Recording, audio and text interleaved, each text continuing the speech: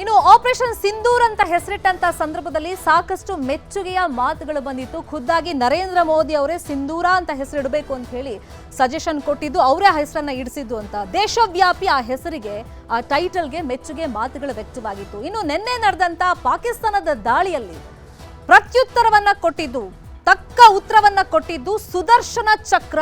ಈ ಹೆಸರಿನ ಬಗ್ಗೆನೂ ಕೂಡ ಇದೀಗ ಸಾಕಷ್ಟು ಮೆಚ್ಚುಗೆಯ ಮಾತುಗಳು ವ್ಯಕ್ತವಾಗ್ತಿದೆ. ನನ್ನ ಎಡಭಾಗದಲ್ಲಿ ನೀವು ಗಮನಿಸಬಹುದು, ಇದೇ S-400 ಅಂದ್ರೆ ಸುದರ್ಶನ ಚಕ್ರ. ಒಂದು ವೇಳೆ ಇದು ಭಾರತೀಯ ಸೇನೆಯಲ್ಲಿ ಇಲ್ಲ ಅಂದಿದ್ದಿದ್ರೆ ನಿನ್ನೆ ಪಾಕಿಸ್ತಾನ 8 ಗಂಟೆ ನಂತರ ನಡೆಸ್ತಲ್ಲ. ಸೊ ಆ ದಾಳಿಯಲ್ಲಿ ಸಾಕಷ್ಟು ಹಾನಿ ಖಂಡಿತವಾಗ್ಲೂ ಉಂಟಾಗ್ತಾ ಇತ್ತು. ಸಾಕಷ್ಟು ನಾಗರಿಕರು ಇದರಿಂದ ಮೃತಪಡ್ತಾ ಇದ್ರು. ಆದ್ರೆ ಈ ಒಂದೇ ಒಂದು ಅಸ್ತ್ರ ನಮ್ಮ ಹತ್ರ ಏನಿತ್ತು, ಸುದರ್ಶನ ಚಕ್ರ, ಪಾಕಿಸ್ತಾನಕ್ಕೆ ತಕ್ಕ ಉತ್ತರವನ್ನ ಕೊಟ್ಟಿದೆ. ಹಾಗಾದ್ರೆ ನಿನ್ನೆ ರಾತ್ರಿ ಏನಾಯ್ತು? ಈ S-400 ಸುದರ್ಶನ ಚಕ್ರದಿಂದ ಆದಂತ ಅನುಕೂಲಗಳೇನು? ನಮ್ಮ ರಕ್ಷಣಾ ಸಾಮರ್ಥ್ಯವನ್ನ ಈ S-400 ಅಂದ್ರೆ ಸುದರ್ಶನ ಚಕ್ರ ಎಷ್ಟು ಬಲಪಡಿಸಿದೆ? ಜಾಗತಿಕವಾಗಿ ನಮ್ಮ ರಕ್ಷಣಾ ಸಾಮರ್ಥ್ಯದ ಬಗ್ಗೆ ನಿಜಕ್ಕೂ ಈಗ ಹೆಮ್ಮೆ ಪಡುವಂತ ವಿಷಯ. ನಾವು ಈ S-400ಗೆ ಒಂದು ಸೆಲ್ಯೂಟ್ ಅನ್ನ ಹೇಳ್ತಾ ಅದ್ರ ಬಗ್ಗೆ ನಾನು ಮಾಹಿತಿಯನ್ನ ಕೊಡ್ತಾ ಹೋಗ್ತೀನಿ. ಇನ್ನು ಪಾಕಿಸ್ತಾನ ಯಾವ ತರ ಬಿತ್ತು ಅದ್ರ ಬಗ್ಗೆ ನಿಮ್ಗೆ ಮಾಹಿತಿ ಕೊಡ್ತಾ ಹೋಗೋದಾದ್ರೆ, ಈ S-400 ತರಿಸಿಕೊಂಡಂತ ಉದ್ದೇಶದ ಬಗ್ಗೆ ಫಸ್ಟ್ ಹೇಳ್ಬಿಡ್ತೀನಿ. ಅಂದ್ರೆ we can change our friends, we can't change our enemies ಅಂತ ಹೇಳ್ತಾರೆ. ಅಂದ್ರೆ ನೇಬರ್ಸ್, ಎಸ್ಪೆಷಲಿ ಉತ್ತರ ಭಾಗ ಮತ್ತೆ ಪಶ್ಚಿಮ ಭಾಗದಲ್ಲಿ ಇರುವಂತ ನಮ್ಮ ನೆರೆಯವರು ಅಂತ ಹೇಳಕ್ಕಿಂತ ನಮ್ಮ ಹೊರೆಯವರು ಅಂತಾನೆ ಹೇಳಬೇಕು. ಒಂದ್ ಕಡೆ ಪಾಕಿಸ್ತಾನ, ಮತ್ತೊಂದ್ ಕಡೆ ಚೀನಾ. ಯಾವಾಗ್ಲೂ ಒಂದು ಆತಂಕದ ವಾತಾವರಣ ಆ ಎರಡೂ ಗಡಿ ಭಾಗದಲ್ಲಿ ನಿರ್ಮಾಣವಾಗ್ತಾ ಇತ್ತು. ಯಾಕಂದ್ರೆ ಯಾವಾಗ್ಲೂ ಇವ್ರು ನೋಡಿದ್ರೆ ನ್ಯೂಕ್ಲಿಯರ್ ಬಾಂಬ್ ಹಾಕ್ತೀವಿ ಅಂತಾರೆ. ಗಡಿ ವಿಷಯವಾಗಿ ಚೀನಾ ಯಾವಾಗ ನೋಡಿದ್ರು ಕಿರಿಕ್ ತೆಗಿತಾ ಇತ್ತು. ನಮ್ಗೆ ಪ್ರಬಲವಾದಂತ ಅಸ್ತ್ರ ಇವ್ರನ್ನ ಫೇಸ್ ಮಾಡೋದಕ್ಕೆ ಬೇಕಾಗಿತ್ತು, ಇವರ ಬೆದರಿಕೆಗಳಿಗೆ. ಈ ನಿಟ್ಟಿನಲ್ಲಿ ರಷ್ಯಾದೊಂದಿಗೆ ಒಪ್ಪಂದವನ್ನ ಮಾಡಿ ಈ S-400 ಅಂದ್ರೆ ಸುದರ್ಶನ ಚಕ್ರವನ್ನ ನಾವು ಖರೀದಿ ಮಾಡಿರ್ತೀವಿ, ತರಿಸ್ಕೊಂಡಿರ್ತೀವಿ. ಆ ಸಂದರ್ಭದಲ್ಲಿ ಅಮೆರಿಕ ಸಾಕಷ್ಟು ವಿರೋಧವನ್ನ ಇದಕ್ಕೆ ವ್ಯಕ್ತಪಡಿಸಿರುತ್ತೆ. ಆದ್ರೂ ಕೂಡ ಇದು ನಮಗೆ ಬೇಕು ಅಂತ ತರಿಸ್ಕೊಂಡಿದ್ದಕ್ಕೆ ನಿನ್ನೆ ಸಾರ್ಥಕ ಆಯ್ತು ನೋಡಿ. ಪಾಕಿಸ್ತಾನ ಎಷ್ಟೇ ಕ್ಷಿಪಣಿಗಳನ್ನು ಬಿಟ್ಟರೂ ಕೂಡ ಕರಾರುವಕ್ಕಾಗಿ ಈ ಸುದರ್ಶನ ಚಕ್ರ ಕೆಲಸ ಮಾಡಿದೆ. ಇನ್ನು ನಿನ್ನೆ ಪಾಕಿಸ್ತಾನ ಹಮಾಸ್ ರೀತಿಯಲ್ಲೇ ಅಕ್ಷರಶಃ ದಾಳಿಯನ್ನ ಮಾಡಿರೋದು. ಒಟ್ಟು 15 ಪ್ಲೇಸಸ್ಗಳನ್ನ ಟಾರ್ಗೆಟ್ ಮಾಡಿ ಗಡಿ ಭಾಗದಲ್ಲಿ ಪಾಕಿಸ್ತಾನ ಕ್ಷಿಪಣಿಗಳನ್ನ ಬಿಟ್ಟಿತ್ತು. ಅವಂತಿಪೋರ, ಶ್ರೀನಗರ, ಜಮ್ಮು, ಪಠಾನ್ಕೋಟ್, ಅಮೃತ್ಸರದಲ್ಲಿ ಮೇನ್ ಆಗಿ ಟಾರ್ಗೆಟ್ ಮಾಡಿದ್ದೆ ಗೋಲ್ಡನ್ ಟೆಂಪಲ್, ಇನ್ನು ಚಂಡೀಗಢ, ಇನ್ನು ಜಲಂಧರ್, ಹಾಗೇನೆ ಕಪರ್ತಲಾ, ಹಾಗೇನೆ ಆದಂಪುರ. ಒಟ್ಟು 15 ಪ್ಲೇಸಸ್ಗಳನ್ನ ಟಾರ್ಗೆಟ್ ಮಾಡಲಾಗಿತ್ತು. ನೀವು ನೋಡ್ತಾ ಹೋಗಿ ಗಡಿ ಭಾಗದಲ್ಲಿ ಯಾವೆಲ್ಲ ರಾಜ್ಯಗಳಲ್ಲಿ ಪ್ರಮುಖವಾದ ಪ್ಲೇಸಸ್ ಬರುತ್ತೆ, ಉತ್ತರಲೈ, ಹೀಗೆ 15 ಪ್ಲೇಸಸ್ಗಳಲ್ಲಿ ಫಲೋಡಿ ಪಾಕಿಸ್ತಾನ ಟಾರ್ಗೆಟ್ ಅನ್ನ ಮಾಡಿ ಕ್ಷಿಪಣಿಗಳನ್ನ ಬಿಟ್ಟಿರುತ್ತೆ. ಭುಜ್, ಇನ್ನು ಈ ಎಲ್ಲಾ ಪ್ರದೇಶಗಳಲ್ಲಿ ಪ್ರಮುಖವಾಗಿ ನಮ್ಮ ವಾಯು ನೆಲೆ ಇದೆ. ಇದನ್ನ ಉಡಿಸ್ ಮಾಡ್ಬಿಟ್ರೆ ನಾವು ಮೇಲ್ಗೈ ಸಾಧಿಸಬಹುದು ಅಂತ ಪಾಕಿಸ್ತಾನ ತಿಳ್ಕೊಂಡಿರುತ್ತೆ. ಆದ್ರೆ ಪಾಕಿಸ್ತಾನ ಎಷ್ಟೇ ಪ್ಲಾನ್ ಅನ್ನ ಮಾಡಿ, ಟಾರ್ಗೆಟ್ ಅನ್ನ ಫಿಕ್ಸ್ ಮಾಡಿ ಈ ಎಲ್ಲಾ ಪ್ರದೇಶಗಳಲ್ಲಿ ಕ್ಷಿಪಣಿಯನ್ನ ಉಡಾಯಿಸಂತ ಸಂದರ್ಭದಲ್ಲಿ ಈ S-400 ಅಂದ್ರೆ ಸುದರ್ಶನ ಚಕ್ರ ಇದೆಯಲ್ಲ, ಅದನ್ನೆಲ್ಲ ಉಡೀಸ್ ಮಾಡಿಬಿಟ್ಟಿದೆ. ಅಂದ್ರೆ 40ರಿಂದ 400 ಕಿಲೋಮೀಟರ್ ದೂರದಿಂದ ಬರುವಂತ ಕ್ಷಿಪಣಿಗಳು, ಯುದ್ಧ ವಿಮಾನಗಳು, ಡ್ರೋನ್ಗಳನ್ನ ಏಕಕಾಲದಲ್ಲಿ 36 ಏನೇ ಕಳಿಸಿದ್ರು ಕ್ಷಿಪಣಿಗಳು ಅಥವಾ ಡ್ರೋನ್ಗಳನ್ನ ಹೊಡೆದು ಹಾಕುವಂತ ಸಾಮರ್ಥ್ಯ ಈ S-400 ಅಂದ್ರೆ 360 ಆಂಗಲ್ ನಲ್ಲಿ ಈ ಸುದರ್ಶನ ಚಕ್ರ ಕೆಲಸ ಮಾಡುತ್ತೆ. ಹಗಲು ರಾತ್ರಿ ಎರಡೂ ಸಂದರ್ಭದಲ್ಲಿ ಇದು ಅತ್ಯುತ್ತಮವಾಗಿ ಕೆಲಸವನ್ನ ಮಾಡಿ ಟಾರ್ಗೆಟ್ ಏನೇ ಇದ್ರೂ ಕೂಡ ತನ್ನ ರಾಡಾರ್ ಸಿಸ್ಟಮ್ ಅಲ್ಲಿ ಇದು ಶೀಘ್ರವಾಗಿ ಗುರುತಿಸುತ್ತೆ. ಯಾವ ದಿಕ್ಕಿನಿಂದ ಈ ಯುದ್ಧ ವಿಮಾನಗಳು ಅಥವಾ ಡ್ರೋನ್ ದಾಳಿ ನಡೆಯುತ್ತೆ ಅಂತ ತಿಳ್ಕೊಂಡು ತಕ್ಷಣಕ್ಕೆ ಅಲರ್ಟ್ ಆಗಿ ಅದನ್ನ ಧ್ವಂಸ ಮಾಡುವಂತ ಕೆಲಸವನ್ನ ಈ ಸುದರ್ಶನ ಚಕ್ರ ಮಾಡುತ್ತೆ. ನಿನ್ನೆ ಆಗಿದ್ದು ಕೂಡ ಈ ಭಾಗದಲ್ಲಿ ಅದೇ. ಪಾಕಿಸ್ತಾನ ಟಾರ್ಗೆಟ್ ಅನ್ನ ಫಿಕ್ಸ್ ಮಾಡಿ ಡ್ರೋನ್ಗಳ ಮುಖಾಂತರ ದಾಳಿಯನ್ನು ಮಾಡಿದಂತ ಸಂದರ್ಭದಲ್ಲಿ ಆ ಡ್ರೋನ್ ಅನ್ನ ಹೊಡೆದಾಕುವಂತ ಕೆಲಸವನ್ನು ಕೂಡ ಈ ಸುದರ್ಶನ ಚಕ್ರ ಮಾಡಿದೆ. ಈ ಸುದರ್ಶನ ಚಕ್ರ ಕಾರ್ಯವೈಖರಿ ಬಗ್ಗೆ ಈಗ ಸಾಕಷ್ಟು ಮೆಚ್ಚುಗೆಯ ಮಾತುಗಳು ವ್ಯಕ್ತವಾಗ್ತಾ ಇದೆ.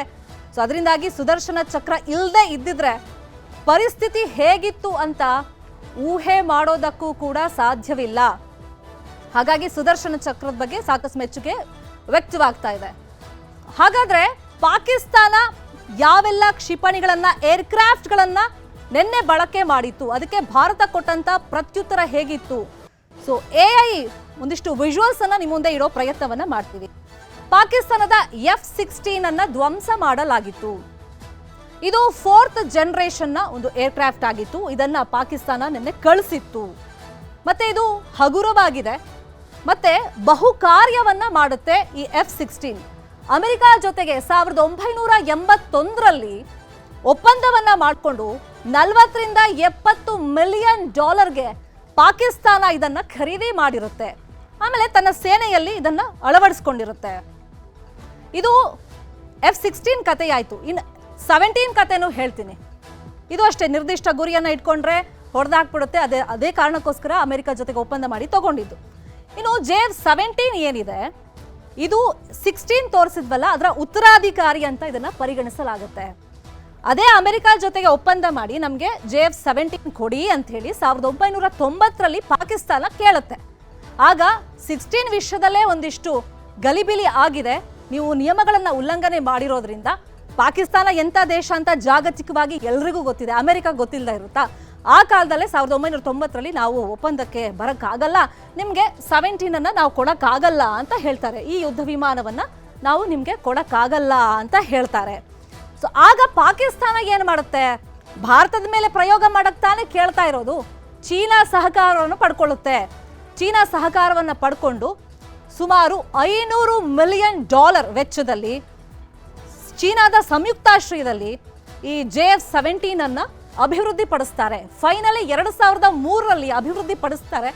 ಇದೇನೋ ಪರೀಕ್ಷೆ ಮಾಡಿದರೆ ಮಾಡಿಲ್ಲ, ಒಂದಿಷ್ಟು ಗೊಂದಲಗಳಿದೆ. ಎನಿವೇಸ್ 2009ರಲ್ಲಿ ಪಾಕಿಸ್ತಾನ ಸೇನೆ ಚೀನಾ ಸಂಯುಕ್ತಾಶ್ರಯದಲ್ಲಿ ನಿರ್ಮಿಸಿದಂಥ ಈ JF-17 ಅನ್ನ ತನ್ನ ಸೇನೆಗೆ ಅಳವಡಿಸ್ಕೊಳ್ಳುತ್ತೆ. ಇದನ್ನೂ ಕೂಡ ನಿನ್ನೆ ಅವರು ಬಿಟ್ಟಿದ್ದಾರೆ. ಆದರೆ ನಾನು ಆಗಲೇ ಹೇಳಿದ್ನಲ್ಲ, ನಮ್ಮ ಸುದರ್ಶನ ಚಕ್ರ ಏನಿದೆ ಇದನ್ನು ಕೂಡ ಉಡೀಸ್ ಮಾಡಿ ಹಾಕ್ಬಿಟ್ಟಿದೆ. ಇನ್ನು ಪ್ರಮುಖವಾಗಿ ನಾವು ಟಾರ್ಗೆಟ್ ಮಾಡಿದ್ದೇನು? ಅವ್ರು ಏನೇ ಏರ್ಕ್ರಾಫ್ಟ್ ಕಳಿಸ್ಲಿ, ಏನೇ ಕ್ಷಿಪಣಿ ಕಳಿಸ್ಲಿ, ನಮ್ಮಿಂದ ಹೋದಂಥ ಡ್ರೋನ್ಗಳು, ಕ್ಷಿಪಣಿಗಳು, ಏರ್ಕ್ರಾಫ್ಟ್ಗಳು ಅವ್ರ ಗಮನಕ್ಕೆ ಬರಬಾರ್ದು. ಆ ನಿಟ್ಟಲ್ಲಿ ಒಂದು ಕಡೆ F-16, JF-17 ಎಲ್ಲವನ್ನು ಧ್ವಂಸ ಮಾಡಿದ್ವಿ. ಇದು ಕೂಡ ನಿರ್ದಿಷ್ಟ ಟಾರ್ಗೆಟ್ ಅನ್ನ ಬಹಳ ಈಸಿಯಾಗಿ ತಲುಪುತ್ತೆ. ನಾನು ಆಗಲೇ ಹೇಳಿದ್ನಲ್ಲ, 16 ಅದು ಏಕ ಇಂಜಿನ್, ಸಿಂಗಲ್ ಇಂಜಿನ್ ಅಲ್ಲಿ ಕೆಲಸ ಮಾಡುತ್ತೆ, ಬಹು ಕಾರ್ಯವನ್ನ ಮಾಡುತ್ತೆ. ಸೊ JF-17 ಕೂಡ ಬಹು ಕಾರ್ಯವನ್ನ ಮಾಡುತ್ತೆ. ಬಹಳ ಹಗುರವಾದಂಥ ಒಂದು ಏರ್ಕ್ರಾಫ್ಟ್ ಇದು ಆಗಿರುತ್ತೆ. ಸೊ ಇನ್ನು ಇದು ಎಲ್ಲ AI ವಿಡಿಯೋ ಆಯಿತು. ಇನ್ನು ದಿಟ್ಟ ಉತ್ತರವನ್ನ ಕೊಡುವಂತ ನಿಟ್ಟಲ್ಲಿ ಮತ್ತೊಂದು ಕೆಲಸವನ್ನ ನಮ್ಮ ಭಾರತ ಮಾಡಿದೆ. ಅದು ಪಾಕಿಸ್ತಾನದ AWACS ಅನ್ನ ಧ್ವಂಸ ಮಾಡಿದೆ. ಸೊ ಅಂದ್ರೆ ವಾರ್ನಿಂಗ್ ಸಿಸ್ಟಮ್ ಏನಿರುತ್ತೆ, ವಾರ್ನಿಂಗ್ ಮತ್ತೆ ಕಂಟ್ರೋಲ್ ಸಿಸ್ಟಮ್. ಸೊ ಇಲ್ಲಿ air warning control system, air warning and control system ಅನ್ನ ನಾವು ಧ್ವಂಸ ಮಾಡಿ ಹಾಕಿದ್ವಿ. ಈ ಮುಖಾಂತರ ರಾಡಾರ್ ಸಿಸ್ಟಮ್ ಧ್ವಂಸ ಆಗಬೇಕು, ಜೊತೆಗೆ ಅವ್ರಿಗೆ ಯಾವುದೇ ಮಾಹಿತಿಗಳು ಸಿಗಬಾರ್ದು. ಯಾವ ಕಡೆಯಿಂದ ಡ್ರೋನ್ ಬರ್ತಾ ಇದೆ, ಯಾವ ಕಡೆಯಿಂದ ಯುದ್ಧ ವಿಮಾನ ಬರ್ತಾ ಇದೆ, ಯಾವ ಕಡೆಯಿಂದ ಕ್ಷಿಪಣಿ ಬರ್ತಾ ಇದೆ, ಯಾವ ಮಾಹಿತಿನೂ ಗೊತ್ತಾಗದ ರೀತಿಯಲ್ಲಿ ಪಾಕಿಸ್ತಾನದ aero warning and control system ಏನಿದೆ ಅದನ್ನ ಧ್ವಂಸ ಮಾಡಲಾಗಿದೆ. ಅಲ್ಲಿಗೆ ತನ್ನ ಹತ್ರ ಅತ್ಯಾಧುನಿಕ ಕ್ಷಿಪಣಿಗಳಿದೆ ಅಥವಾ ಏರ್ಕ್ರಾಫ್ಟ್ ಇದೆ, ಅದನ್ನ ಕಳಿಸ್ಬಿಟ್ರೆ ಭಾರತವನ್ನ ಧ್ವಂಸ ಮಾಡಬಹುದು ಅನ್ನೋ ಪ್ರಯತ್ನದ ಜೊತೆಯಲ್ಲಿ ತನ್ನ ಮೇಲೆ ದಾಳಿ ಮಾಡಿದಾಗ ರಾಡಾರ್ ಸಿಸ್ಟಮ್ ಅಲ್ಲಿ ಏನು ಬರ್ತಾ ಇದೆ ಅಂತ ಗೊತ್ತಾಗದ ರೀತಿಯಲ್ಲಿ ಭಾರತ ಪಾಕಿಸ್ತಾನಕ್ಕೆ ತಕ್ಕ ಉತ್ತರವನ್ನ ಕೊಟ್ಟಿದೆ. ಇದು AI ವಿಜುವಲ್ಸ್. ಅಂದ್ರೆ ಈ ರೀತಿ ಆ ಕ್ರಾಫ್ಟ್ ಬಂತು, ಅದನ್ನ ನಾವು ಹೊಡೆದು ಉರುಳಿಸಿದ್ದೀವಿ. ಇಲ್ಲಿ 16 ಕಥೆನೂ ಮುಗೀತು, 17 ಕಥೆನೂ ಮುಗೀತು. ಈಗ ತನ್ನ ವಾಯು ನೆಲೆಯನ್ನ ಉಳಿಸ್ಕೊಳ್ಳೋದಕ್ಕೂ ಕೂಡ ಪಾಕಿಸ್ತಾನಕ್ಕೆ ಆಗ್ತಾ ಇಲ್ಲ. ಭಾರತದಿಂದ ಯಾವುದೇ ಯುದ್ಧ ವಿಮಾನ ಹೋದ್ರು, ಡ್ರೋನ್ ಹೋದ್ರು, ಕ್ಷಿಪಣಿಗಳು ಹೋದ್ರೂ ಕೂಡ ತನ್ನ ರಾಡಾರ್ ಸಿಸ್ಟಮೇ ಇಲ್ವಲ್ಲ, ಕಂಪ್ಲೀಟ್ ಆಗಿ ಅದನ್ನ ನಾವು ಧ್ವಂಸ ಮಾಡಿ ಹಾಕಿದ್ದೀವಿ. ಇನ್ನೊಂದು ವಿಷಯ ಗಮನಿಸಬೇಕು, ನಾನು ಆಗ್ಲೇ ಹೇಳ್ತಾ ಇದ್ದೆ, 16 ಅಮೆರಿಕ ಜೊತೆ ಒಪ್ಪಂದ ಮಾಡ್ಕೊಳ್ತು, 17 JF-17 ನ ಚೀನಾ ಸಂಯುಕ್ತಾಶ್ರಯದಲ್ಲಿ $500 ಮಿಲಿಯನ್ ಅನ್ನ ವ್ಯಯಿಸಿ ಅದನ್ನ ನಿರ್ಮಿಸ್ಕೊಂಡಿದ್ರು. ಆದ್ರೆ ಚೀನಾ ನಂಬಿಕೊಂಡ್ರೆ ಮೇಡ್ ಇನ್ ಚೀನಾ ಪ್ರಾಡಕ್ಟ್ಗಳ ಗತಿ ಏನಿರುತ್ತೆ ಅದೇ ಈಗ ಪಾಕಿಸ್ತಾನಕ್ಕೂ ಆಗಿರೋದು. ಸೊ ಚೀನಾನ ನಂಬಿ ಈಗ ಪಾಕಿಸ್ತಾನ ಕೆಟ್ಟಿದೆ. ಈ ಮುಖಾಂತರ ಚೀನಾಗೂ ಕೂಡ ಬಹಳ ಹಿನ್ನಡೆ ಆಗಿದೆ ಅನ್ನೋದಂತೂ ಮೇಲ್ನೋಟಕ್ಕೆ ಸ್ಪಷ್ಟವಾಗಿ ಗೊತ್ತಾಗ್ತಾ ಇದೆ. ಆದ್ರೆ ಚೀನಾ ಯಾವತ್ತೂ ಕೂಡ ಪಾಕಿಸ್ತಾನದ ಜೊತೆಗೆ ನೇರ ನಿಂತಿದ್ದೀನಿ ಅಂತ ತೋರಿಸ್ಕೊಂಡಿಲ್ಲ. ಬೆನ್ ಹಿಂದೆ ಚೂರಿ ಹಾಕೋ ಕೆಲಸ ಅಥವಾ ಹಿಂಬಾಗಿಲಿನಿಂದ ಶಸ್ತ್ರಾಸ್ತ್ರಗಳನ್ನ ಪೂರೈಕೆ ಮಾಡೋದು ಅಂತಾರಲ್ಲ, ಅದೇ ರೀತಿ ಚೀನಾ ಅಕ್ಷರಶಃ ಪಾಕಿಸ್ತಾನಕ್ಕೆ ಬೆಂಬಲ ಕೊಡ್ತಾ ಇದೆ ಅನ್ನೋದಂತೂ ಸ್ಪಷ್ಟವಾಗಿ ಗೊತ್ತಾಗ್ತಿದೆ. ಆದ್ರೆ ಚೀನಾ ನಂಬಿ ಪಾಕಿಸ್ತಾನ ಕೆಟ್ಟು ಭಾರತದ ಮುಂದೆ ಬಂದು ನಿಲ್ಲುವಂತ ಧೈರ್ಯ ಮಾಡ್ತು. ಆದ್ರೆ ಸಾಮರ್ಥ್ಯ ಎಲ್ಲಿದೆ ಪಾಕಿಸ್ತಾನಕ್ಕೆ? ಅವ್ರ ಹತ್ರ ಇರುವಂತ ಅಣ್ವಸ್ತ್ರಗಳನ್ನ ಕ್ಷಣ ಮಾತ್ರದಲ್ಲಿ ನಾವು ಹೊಡೆದು ಉರುಳಿಸಬಹುದು. ಅಷ್ಟರ ಮಟ್ಟಿಗೆ ನಮ್ಮ ರಕ್ಷಣಾ ಸಾಮರ್ಥ್ಯ ಮುಂದುವರೆದಿದೆ ಅನ್ನೋದು ಪಾಕಿಸ್ತಾನಕ್ಕೆ ಈಗಲಾದ್ರೂ ಗೊತ್ತಾಗಿದೆ. ಆದ್ರೆ ತನ್ನ ಅಸ್ತಿತ್ವವನ್ನ ಉಳಿಸ್ಕೊಳ್ಳುವಂತ ನಿಟ್ಟಿನಲ್ಲಿ ನಮ್ಮ ಹತ್ರ ಇನ್ನೂ ಅಸ್ತ್ರಗಳಿದೆ, ಇನ್ನೂ ಡ್ರೋನ್ಗಳಿದೆ, ನಾವು ಅದನ್ನು ಬಿಡ್ತೀವಿ, ಅತ್ಯಾಧುನಿಕವಾಗಿ ನಿರ್ಮಿಸಿದ್ದೀವಿ, ಚೀನಾದಿಂದ ನಾವು ತರಿಸ್ಕೊಂಡಿದ್ದೀವಿ ಅಂತೆಲ್ಲ ಹೇಳ್ತಾ ಇದ್ದಾರೆ. ಟರ್ಕಿಯಿಂದನೂ ಕೂಡ ಬೆಂಬಲ ಈಗ ಪಾಕಿಸ್ತಾನಕ್ಕೆ ಸಿಗ್ತಾ ಇದೆ, ಹೌದು. ಆದರೆ ನಿರಂತರವಾಗಿ ಯುದ್ಧ ನಡೆದ್ರೆ ಕೇವಲ 96 ಗಂಟೆಗಳ ಕಾಲ ಮಾತ್ರ ಶಸ್ತ್ರಾಸ್ತ್ರಗಳನ್ನ ಪ್ರಯೋಗ ಮಾಡುವಂತ ಶಕ್ತಿ ಸಾಮರ್ಥ್ಯ ಪಾಕಿಸ್ತಾನಕ್ಕಿದೆ ಅಂತ ಒಂದು ಲೆಕ್ಕಾಚಾರಗಳು ಹೇಳ್ತಾ ಇದೆ. ಆದರೆ ಭಾರತ ಇನ್ನೂ ತನ್ನ ಅಸ್ತ್ರಗಳನ್ನ ಪ್ರಯೋಗ ಮಾಡಿಲ್ಲ. ಬತ್ತಳಿಕೆಯಲ್ಲಿ ಬ್ರಹ್ಮೋಸ್ ಇದೆ, ಅದನ್ನ ಇನ್ನೂ ಪ್ರಯೋಗ ಮಾಡಿಲ್ಲ. ಈ S-400 ಏನಿದೆ ಸುದರ್ಶನ ಚಕ್ರ, ಅದು ಸ್ಯಾಂಪಲ್ ಮಾತ್ರ ಪಾಕಿಸ್ತಾನಕ್ಕೆ. ಇನ್ನೂ ಮುಂದುವರೆದು ಕಾಲ್ ಕೆರ್ಕೊಂಡು ಅಸ್ತ್ರಗಳನ್ನ ಪ್ರಯೋಗ ಮಾಡೋದು, ದಾಳಿಗಳನ್ನ ಮಾಡೋದು ಮುಂದುವರೆಸಿದ್ರೆ ಖಂಡಿತವಾಗ್ಲೂ ನಮ್ಮ ಬತ್ತಳಿಕೆಯಲ್ಲಿರುವಂತ ಬ್ರಹ್ಮೋಸ್ ಸೇರಿದಂತೆ ಅತ್ಯಾಧುನಿಕ ಏರ್ಕ್ರಾಫ್ಟ್ ಕ್ಷಿಪಣಿಗಳನ್ನ ಪಾಕಿಸ್ತಾನದ ಮೇಲೆ ಪ್ರಯೋಗ ಮಾಡಿ ಪಾಕಿಸ್ತಾನ ಅನ್ನೋ ದೇಶನೇ ಇರಬಾರ್ದು. ಆ ರೀತಿ ಭಾರತ ಮಾಡೋದಕ್ಕೆ ಬೇಕಾದಂತ ಸಕಲ ತಯಾರಿಗಳನ್ನಂತೂ ಖಂಡಿತ ಮಾಡಿಕೊಂಡಿದೆ. ಈಗ ದೇಶವ್ಯಾಪಿ ಮೆಚ್ಚುಗೆ ವ್ಯಕ್ತವಾಗ್ತಿರೋದು S-400 ಅಂದ್ರೆ ಸುದರ್ಶನ ಚಕ್ರದ ಕಾರ್ಯವೈಖರಿ ಬಗ್ಗೆ. ನಾನು ಆಗ್ಲೇ ಹೇಳ್ದಂಗೆ 360 ಡಿಗ್ರಿ ಆಂಗಲ್ನಲ್ಲಿ ಹಗಲು ರಾತ್ರಿ ಕೆಲಸ ಮಾಡುವಂತ ಒಂದು ಸಾಮರ್ಥ್ಯ ಆ S-400 ಅಂದ್ರೆ ಸುದರ್ಶನ ಚಕ್ರಕ್ಕಿದೆ. ಅದ್ರ ಜೊತೆಯಲ್ಲಿ ಟಾರ್ಗೆಟ್ ಏನೇ ಇದ್ರೂ ಫಿಕ್ಸ್ ಮಾಡಿಬಿಟ್ರಾಯ್ತು. ಇನ್ನು ಎದುರಾಳಿಯಿಂದ ಬರುವಂತ ಶತ್ರು ದೇಶಗಳಿಂದ ಬರುವಂತ ಯುದ್ಧ ವಿಮಾನ, ಕ್ಷಿಪಣಿಗಳು, ಅತ್ಯಾಧುನಿಕ ಡ್ರೋನ್ಗಳನ್ನು ಕೂಡ ಇದು ಹೊಡೆದು ಉರುಳಿಸುತ್ತೆ.